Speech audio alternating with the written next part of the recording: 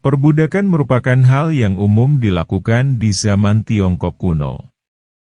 Selama dominasi Tiongkok di Vietnam, gadis-gadis Nanyue dijual sebagai budak seks ke Tiongkok. Perdagangan budak berkembang dengan banyak gadis-gadis yang telah menetap di Tiongkok Selatan yang diperbudak dan dibawa ke Tiongkok Utara. Penduduk yang telah menetap di Fujian dan Guizhou juga dijadikan sebagai budak. Gadis-gadis Yu Selatan digambarkan secara seksual dalam sastra Tiongkok dan dalam puisi yang ditulis oleh orang Tiongkok yang diasingkan ke selatan. Pada abad ke-16 dan ke-17, orang-orang Portugis dan orang-orang Laskar Asia Selatan terkadang terlibat dalam perbudakan di Jepang. Di sana mereka membeli atau menangkap wanita dan gadis muda Jepang yang kemudian dijadikan sebagai budak seksual di kapal mereka atau dikirim ke Makau dan koloni Portugis lainnya di Asia Tenggara, Amerika, dan India. Misalnya, di Goa, sebuah koloni Portugis di India, terdapat komunitas budak dan pedagang budak Jepang selama akhir abad ke-16 dan ke-17. Selama pengepungan benteng Zelandia tahun 1662, pasukan loyalis Ming yang dipimpin oleh Koxinga mengepung dan mengalahkan perusahaan India Timur Belanda dan menaklukkan Taiwan. Para tahanan pria kolonial Belanda dieksekusi mati. Sedangkan para wanita dan anak-anak yang masih hidup kemudian dijadikan budak.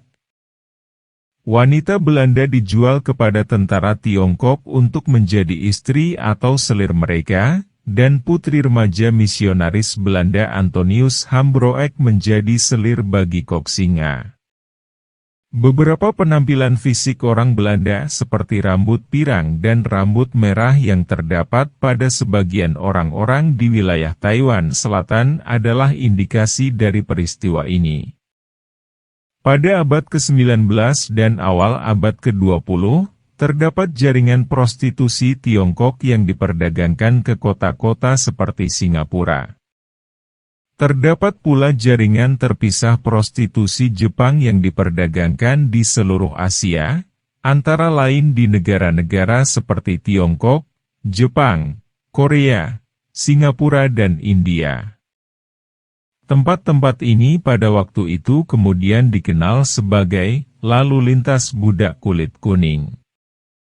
Terdapat juga jaringan prostitusi dari benua Eropa yang diperdagangkan ke India, Ceylon, Singapura, Tiongkok dan Jepang pada waktu yang hampir bersamaan, yang kemudian dikenal sebagai lalu lintas budak kulit putih.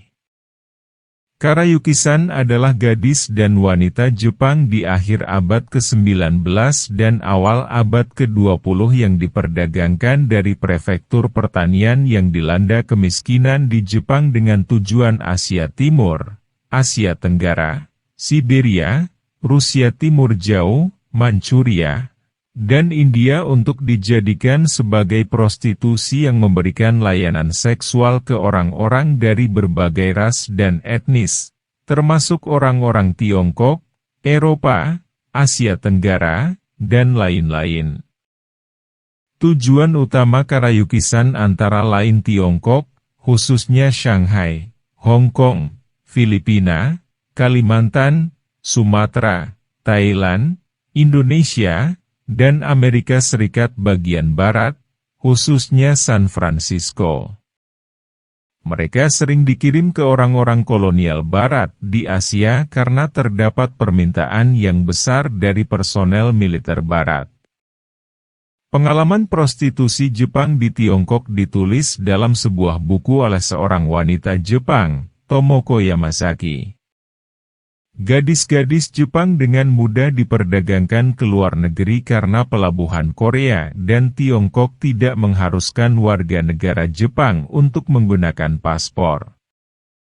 Selain itu, pemerintah Jepang menyadari bahwa uang yang diperoleh dari perdagangan Karayuki-san juga membantu perekonomian Jepang pada waktu itu, dan boikot Tiongkok terhadap produk Jepang pada tahun 1919 menyebabkan adanya ketergantungan pada pendapatan dari Karayukisan. Karena orang Jepang memandang orang non-Barat sebagai inferior, para wanita Jepang Karayukisan merasa terhina karena mereka terutama melayani pria Tiongkok atau orang Asia Tenggara secara seksual. Penduduk asli Kalimantan, Malaysia, Tiongkok, Jepang, Perancis, Amerika, Inggris, dan pria dari setiap ras mengunjungi prostitusi Jepang di Sandakan.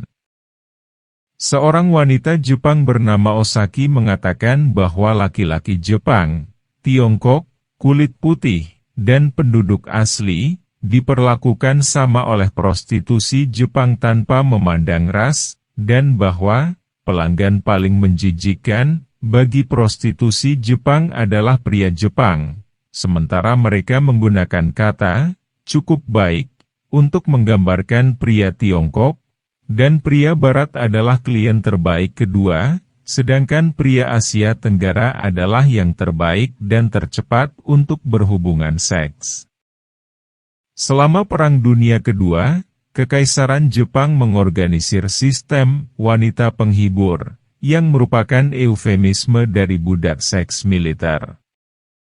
Sekitar 200.000 orang, sebagian besar wanita Korea, terdapat pula wanita Tiongkok, Filipina dan Indonesia, dipaksa menjadi budak seksual di stasiun penghiburan militer Jepang selama Perang Dunia Kedua. Jepang mengumpulkan, membawa, dan mengurung wanita Asia secara paksa dan kolusi untuk melakukan hubungan seksual dengan tentara Jepang selama invasi mereka di Asia Timur dan Asia Tenggara.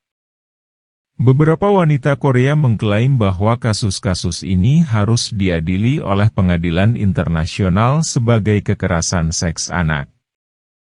Tuntutan hukum telah dibuat karena kemarahan para korban atas apa yang mereka lihat sebagai ketidakadilan dari upaya hukum yang ada dan adanya penolakan keterlibatan Jepang dalam perbudakan dan penculikan seks anak.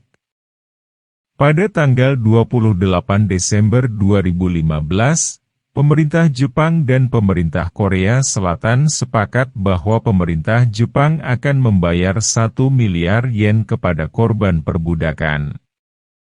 Terlepas dari kesepakatan ini, beberapa korban Korea mengeluh bahwa mereka tidak diajak berkonsultasi selama proses negosiasi.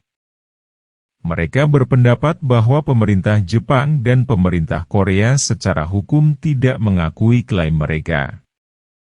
Saat ini di Korea Selatan semakin banyak kafe yang membuat ruangan privasi atau yang biasa disebut kamar kafe. Kamar tersebut kerap tidak mematuhi peraturan yang akhirnya memicu perdebatan aktivitas seksual remaja, yaitu sesuatu hal yang dianggap tabu di negeri ginseng. Ketika pemerintah sedang menindak kasus ini, beberapa kali ditemukan siswa di bawah umur menggunakannya untuk berhubungan seks. Melansir dari Korea Times pada Senin, 13 Februari 2023, ruangan ini mulai muncul pada awal 2000-an untuk menawarkan ruang pribadi dengan fasilitas dasar kepada para pengunjung. Namun, dalam beberapa tahun terakhir banyak dari bangunan tersebut telah berkembang menjadi fasilitas seperti hotel. Tidak seperti dulu yang menggunakan tirai atau partisi untuk privasi, beberapa kafe kini menyediakan ruangan terpisah dengan pintu yang dapat dikunci. Kamar tersebut biasanya dilengkapi dengan televisi, tempat tidur, dan kamar mandi dalam kamar tertentu. Dari sisi peraturan, kamar kafe ini tidak jauh beda dengan motel dan hotel yang melarang anak di bawah umur dilarang masuk berdasarkan Undang-Undang Perlindungan Pemuda. Pemerintah menyebut ruangan tersebut telah menyimpang dari hukum karena terdaftar di bawah lisensi bisnis umum atau restoran. Tidak hanya kegiatan seks, tetapi banyak ditemukan remaja merokok dan minum alkohol. Kementerian Kesetaraan Gender dan Keluarga Korea Selatan telah mendesak pemerintah daerah dan polisi untuk menindak tegas kamar kafe yang ilegal. Kementerian Gender pada Jumat, 10 Februari 2023 telah mengadakan pertemuan dengan badan pemerintah terkait, termasuk Kementerian Pendidikan dan Kesehatan dan Kesejahteraan dan Badan Kepolisian Nasional untuk menghasilkan langkah-langkah efektif dalam mengatur ruang kafe ilegal yang dapat menimbulkan risiko bagi anak di bawah umur. Kami akan membahas berbagai cara meningkatkan langkah-langkah saat ini untuk lebih memantau pemilik bisnis kamar kafe yang baru muncul dan menciptakan lingkungan yang aman bagi kaum muda, kata Lee Ki-sun, Wakil Menteri Kesetaraan Gender dan Keluarga. Pihaknya juga akan menginspeksi khusus di kafe kamar yang menyerupai motel. Hal ini telah dipertimbangkan dan direkomendasikan dengan Kementerian Keluarga, pemerintah daerah, termasuk Seoul, Daegu, dan Busan. Namun, beberapa ahli menunjukkan bahwa mengatur fasilitas tersebut juga harus sejalan dengan peningkatan kelas pendidikan seks yang ditawarkan di sekolah untuk membantu kaum muda membuat keputusan yang lebih baik tentang kehidupan seks mereka. Meski sudah menjadi tugas pemerintah untuk mengatur bisnis yang merugikan anak di bawah umur, mengingat fasilitas serupa mungkin muncul di masa depan, solusi yang lebih mendasar adalah memberikan pendidikan seks yang tepat. Lee Hyun-suk, Kepala TAKTN, Pusat Konseling Kekerasan Seksual untuk Remaja setuju dengan cara pemerintah yang memantau kamar kafe ilegal tersebut. Saya setuju bahwa pemerintah harus secara ketat memantau kafe kamar ilegal yang dapat membahayakan anak-anak. Tapi apakah mereka, kafe, harus diatur hanya karena remaja berhubungan seks di sana? Itu masalah yang rumit, jelasnya. Menurutnya, alasan remaja memilih kamar kafe untuk berhubungan seksa adalah karena hampir tidak ada pilihan lain. Meskipun seks konsensual antara remaja tidak ilegal di Korea Selatan, anak di bawah umur yang aktif secara seksual akan tidak disukai oleh masyarakat pada umumnya. Dia menambahkan bahwa pihak sekolah harus berbuat lebih banyak untuk mengadvokasi sikap seks yang aman dan sehat dengan memberikan informasi yang penting kepada remaja. Lee Hyun-suk mengatakan saat ini kurikulum pendidikan seks di sekolah saat ini kurang memiliki panduan yang tepat tentang bagaimana melakukan hubungan seks yang aman, seperti halnya membeli alat kontrasepsi. Saya tidak mengatakan bahwa kita harus mendorong remaja untuk berhubungan seks, tetapi kurangnya bimbingan dari orang dewasa menyebabkan anak di bawah umur melakukan hubungan seks yang tidak aman, tuturnya pada Korea Times. Menurut survei Pusat Pengendalian dan Pencegahan Penyakit Korea pada 2019, 6% siswa sekolah menengah dan atas telah melakukan hubungan seks mulai dari usia rata-rata 13 tahun. Tetapi lebih dari separuh remaja yang aktif secara seksual, yaitu sebesar 58,7% tidak melakukan seks dengan aman. Sementara data dari Statista tentang hubungan seksual di kalangan remaja putri Korea Selatan 2021 menyebut bahwa sekitar 7,6% siswi kelas 3 SMA menyatakan pernah melakukan hubungan seksual. Rata-rata 5,4% siswa remaja menjawab pernah berhubungan seks.